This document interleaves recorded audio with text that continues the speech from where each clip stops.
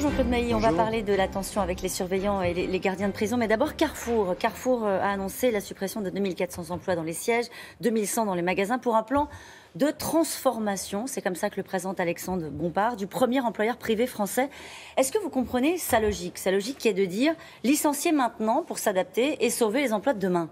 Attendez, licencier, on n'en est pas là. Parce non, pas encore. Oui, non, moi, je sais qu'on sera opposé à tout ce qui sera licenciement sec. Qu'il y ait une évolution dans le groupe, qu'on tienne compte du numérique, de toute une série de choses, ça, bien sûr qu'on en est conscient, puisque le groupe a perdu au fil du temps par rapport dans le classement des grands groupes. Ceci étant, c'est au siège, c'est un emploi sur 4, un poste sur 4 qui disparaît. Il y a la fermeture d'une partie des ex-magasins Dia. Nous, ce qu'on veut, c'est discuter. Donc, on va mettre la pression sur l'entreprise. Et notamment le 8 février, on appelle à une journée d'action, une journée de grève. En espérant quoi de cette journée de grève?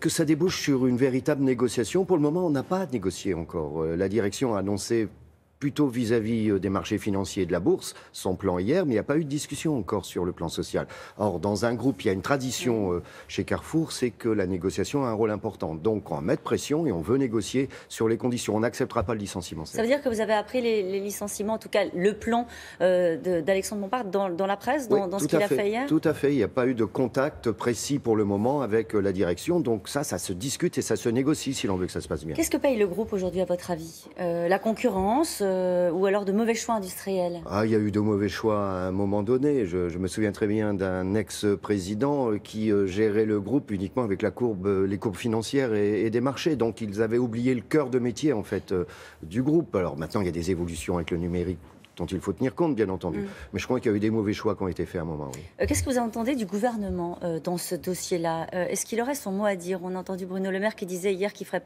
preuve de vigilance, notamment vis-à-vis du sort des salariés. Est-ce que la vigilance, ça suffit? La vigilance, c'est un élément. Moi, je pense que d'abord, avant d'attendre quelque chose du gouvernement, on va attendre quelque chose de la négociation.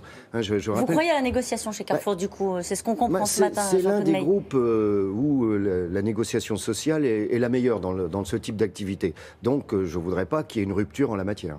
Mais juste pour que les choses soient bien claires, quand vous dites négociation, ça veut dire quoi? Ça veut dire que vous espérez faire baisser le nombre de... alors, encore une fois, on n'est pas encore dans les suppressions d'emplois, mais qu'est-ce que vous espérez? La manière dont les choses ont l'air très claires discussions... telles qu'elles sont posées aujourd'hui. Il y a différentes façons de faire les choses ensuite. Qu'est-ce que c'est qu'un plan de départ volontaire? Comment il va... Est-ce que ça sera vraiment un plan de départ volontaire? Est-ce qu'il y aura des licenciements secs? Regardez, dans les ex-magasins Dia, ils laissent entendre que, bon, au cas où on en reprendra la moitié, l'autre moitié, elle devient quoi? Voilà, donc il y a tout ça.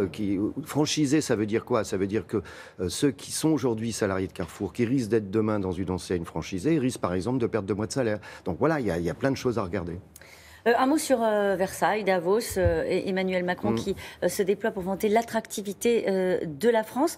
Vous dites ce sont de belles images, ça a été amorcé avant, ou est-ce qu'au fond c'est vraiment son rôle et vous approuvez la méthode d'Emmanuel Macron?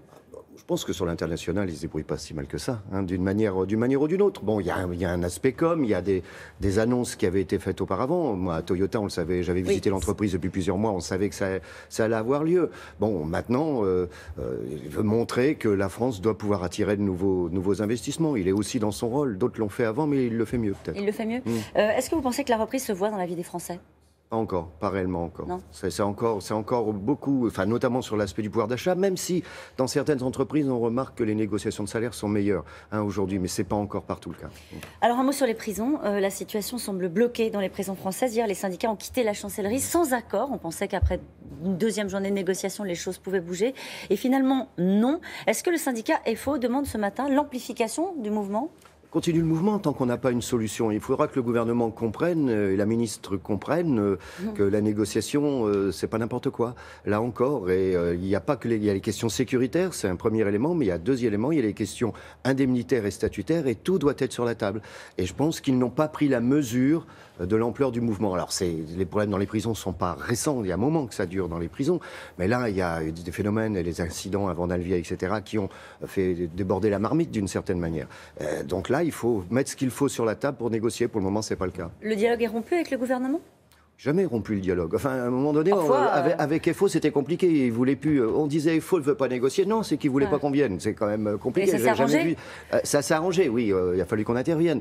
Moi, j'avais jamais vu ça. Moi, bon, maintenant, tout le monde est autour de la table. À eux de trouver la solution. Édouard Philippe a promis des recrutements, davantage de moyens face aux détenus radicalisés, une enveloppe pour améliorer l'attractivité d'un métier en manque de candidats. Pourquoi ça suffit pas ? Ça suffit pas parce que ce qui est mis sur la table, sur le plan financier, ne permet pas. C'est des annonces, ça, mais ça ne permet pas d'avancer beaucoup.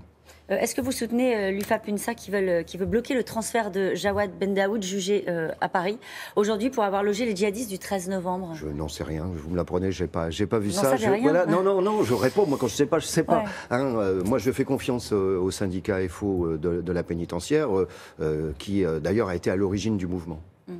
Les discussions sont pas. Là, on change de casquette. On va sur les discussions entre les régions et les patrons sur la réforme de l'apprentissage. Alors, le ton est monté ces derniers temps. Vous, qu'est-ce que vous faites ? Vous comptez les points entre les patrons et les régions ? Je pense qu'à un moment donné, il faut clarifier le système. Vous savez, quand il y a trop de monde autour d'une table, on n'arrive pas à s'entendre. Alors, c'est un peu le cas entre les régions, l'État, les patronats, les syndicats, etc. Je pense que si l'on veut clarifier, il n'y a pas 36 solutions. Il faut que l'enseignement professionnel ait les moyens nécessaires, et ça relève de l'éducation nationale, y compris les diplômes nationaux. Et tout ce qui est centre d'apprentissage, il faut laisser aux interlocuteurs sociaux, patronat et syndicats, la responsabilité, que les deux se coordonnent. Je pense que si on fait ça, ça avancera plus vite. Ça veut dire qu'il faut que les régions baissent d'un ton ? Ce serait pas mal, oui. Si elles ont d'autres préoccupations et d'autres missions importantes sur le plan économique. Juste un mot sur l'égalité salariale. Muriel Pénicaud dit, s'il faut une loi, il y en aura une.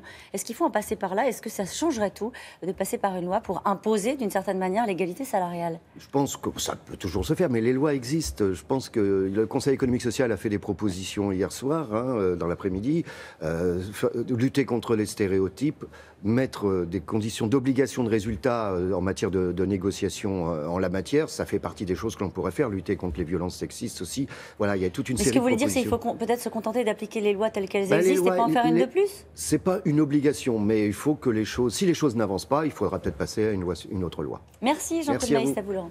Merci Caroline, très belle journée à tous les deux.